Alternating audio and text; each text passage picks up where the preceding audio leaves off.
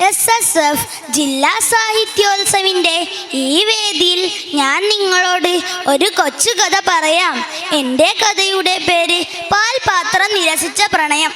ദാറുൽ അർക്കമിൻ്റെ ജനൽപാളിയിലൂടെ അബൂബക്കർ സിദ്ദീഖ് റളിയല്ലാഹു അൻഹു പുറത്തേക്ക് നോക്കി. ആകാശം പുതച്ച് കുന്നുകളെല്ലാം കിടന്നുറങ്ങുകയാണ്. ഒരു കൊച്ചു കുട്ടിയെ പോലെ ജനൽപൈതിലൂടെ തണുത്ത കാറ്റ് അടിച്ച് വീശിക്കൊണ്ടിരുന്നു. വെളുത്ത മേഘങ്ങൾക്കും നക്ഷത്രം നിറഞ്ഞ ആകാശങ്ങൾക്കും ഇടയിലൂടെ അബൂബക്കറിന്റെ ചിന്ത മേഞ്ഞു നടന്നു. ആകാശം പതുക്കെ നിറം മാറാൻ തുടങ്ങിയിരിക്കുന്നു. പുതിയ പുലരിയിലേക്കുള്ള പുറപ്പാടാണ്. പുലരിയെ വരവായിക്കൊണ്ട് കിളികൾ പ്രഭാത ഗീതം പാടുന്നു. ഓ, എന്തൊരു പ്രശാന്തത! ആ സൗന്ദര്യത്തിൽ എല്ലാം മറന്ന് അബൂബക്കർ ലയിച്ചു പോയിരുന്നു. മക്കയിലെത്തിച്ച സത്യത്തിന്റെ വെളിച്ചം ദാറുൽ അർക്കമിന്റെ പുറത്ത് പ്രസരിക്കണം. മക്ക തെറ്റെടുക്കും. മക്കയിൽ പുതിയ പുലരി ഉദിച്ചു വരും. ആർക്കാണ് ഈ വെളിച്ചം തടഞ്ഞു നിർത്താനാവുക? അബൂബക്കറിന്റെ ചിന്തക്ക് തീപിടിക്കുകയാണ്. നാം പറയുന്നത് സത്യമാണ്. അതെന്തിനാണ് മൂടി വെക്കുന്നത്? അത് പരസ്യമാക്കുക തന്നെ വേണം. ഒടുവിൽ എന്തോ തീരുമാനിച്ചുറപ്പിച്ചതുപോലെ അബൂബക്കർ സിദ്ദീഖ് റളിയല്ലാഹു അൻഹു മുത്തുനബിയുടെ അടുത്തേക്ക് ചെന്നു. ശബ്ദം താഴ്ത്തി, എന്നാൽ ഉറച്ച ശബ്ദത്തിൽ പറഞ്ഞു തുടങ്ങി, നബിയെ, നമുക്ക് കഅബയിൽ ചെന്ന് പരസ്യമായി അള്ളാഹുവിനെ കുറിച്ച് പറയണം. ഒടുവിൽ സിദ്ദീഖ് തങ്ങളുടെ നിർബന്ധത്തിന് വാങ്ങി മുത്തുനബി സല്ലല്ലാഹു അലൈഹി വസല്ലമ തങ്ങൾ പരസ്യമായി പ്രബോധനം നടത്താൻ അനുമതി കൊടുത്തു. ഉറച്ച മനസ്സോടെ തീരമായ ചുവടുവെപ്പുകളോടെ അബൂബക്കർ സിദ്ദീഖ് റളിയല്ലാഹു അൻഹു കഅബയിലേക്ക് നടന്നു. തൊട്ടു പിന്നാലെ പ്രവാചകനും എന്തെങ്കിലും സംഭവിക്കുകയാണെങ്കിൽ അത് തനിക്കായിരിക്കണം എന്ന ചിന്തയാണ് അബൂബക്കർ സിദ്ദീഖ് റളിയല്ലാഹുവിനെ മുമ്പിൽ നടക്കാൻ പ്രേരിപ്പിച്ചത്. ധിക്കാരികളും ഗോത്ര നേതാക്കളും സിങ്കിടികളും ഇരിക്കുന്ന വേടിയ വട്ടത്തിലേക്കാണ് അവരാരെയും ഭയക്കാതെ അബൂബക്കർ സിദ്ദീഖ് റളിയല്ലാഹു അൻഹു കടന്നു ചെന്നത്. ഇസ്ലാമിന് വേണ്ടി സർവസ്വം സമർപ്പിക്കാൻ ഇറങ്ങി പുറപ്പെട്ട അബൂബക്കർ സിദ്ദീഖ് റളിയല്ലാഹുവിനെ ആരെ എന്തിനു ഭയപ്പെടണം? ഗംഭീര മത്സരത്തിൽ അബൂബക്കർ സിദ്ദീഖ് റളിയല്ലാഹു അൻഹു പറഞ്ഞു തുടങ്ങി, നബി, ഖുറൈശികളെ കേട്ടുകൊള്ളുക.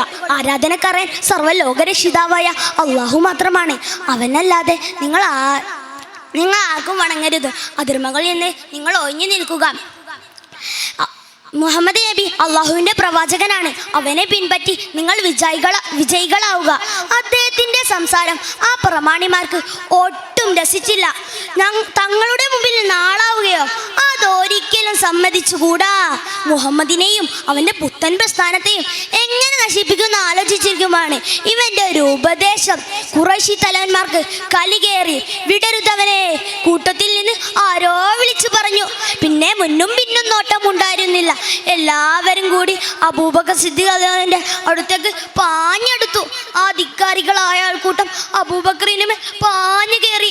അവർ ഇടതടവില്ലാതെ പ്രേരിച്ചു.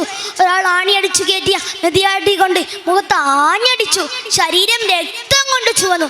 അബൂബക്കർ സിദ്ദീഖ് റളിയല്ലാഹു അൻഹു ബോധരഹിതനായി തറയിൽ വീണു.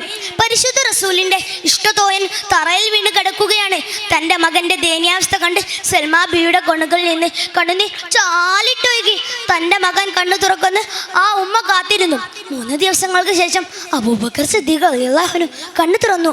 അത് പ്രതീക്ഷിച്ചിരിക്കുകയായിരുന്നു ആ ഉമ്മ. അവർ കയ്യിൽ കരുതിയ പാൽപാത്രം നീട്ടി. മോനെ, കുടിക്കും. അബൂബക്കർ സിദ്ദീഖ് റളിയല്ലാഹു അൻഹു വരണ്ട ചുണ്ടുകൾ നാവുകൊണ്ട് നനച്ചു പറഞ്ഞു, എനിക്ക് വേണ്ട. എൻ്റെ നബിക്ക് എന്ത് പറ്റി അറിയാതെ ഞാൻ ഈ വെള്ളം കുടിക്കുകയില്ല. പ്രവാചകനിവിടെ, എനിക്ക് എൻ്റെ നബിയെ കാണണം. ഒരു ചെറിയ കുട്ടിയെ പോലെ അബൂബക്കർ സിദ്ദീഖ് റളിയല്ലാഹു അൻഹു വാശി പിടിച്ചു. ഒടുവിൽ ഉമ്മയുടെയും സഹോദരിയുടെയും ചുമലിൽ തൂങ്ങി ദാറുൽ അർക്കമിലെത്തി. നബിയെ കണ്ടു. ഇനി ആ പാൽപാത്രം തരൂ, ഞാൻ പാൽ കുടിക്കട്ടെ. നബി സുരക്ഷിതനാണെന്ന് അറിഞ്ഞപ്പോൾ അബൂബക്കർ സിദ്ദീഖ് റളിയല്ലാഹു അൻഹു ഉമ്മയിൽ നിന്ന് പാൽ വാങ്ങി കുടിച്ചു. മുത്തുനബി സല്ലല്ലാഹു അലൈഹി വസല്ലമ തങ്ങളോടുള്ള സ്നേഹം അബൂബക്കർ സിദ്ദീഖ് റളിയല്ലാഹുവിൻ്റെ മനസ്സിൽ അലിഞ്ഞു ചേർന്നിരുന്നു.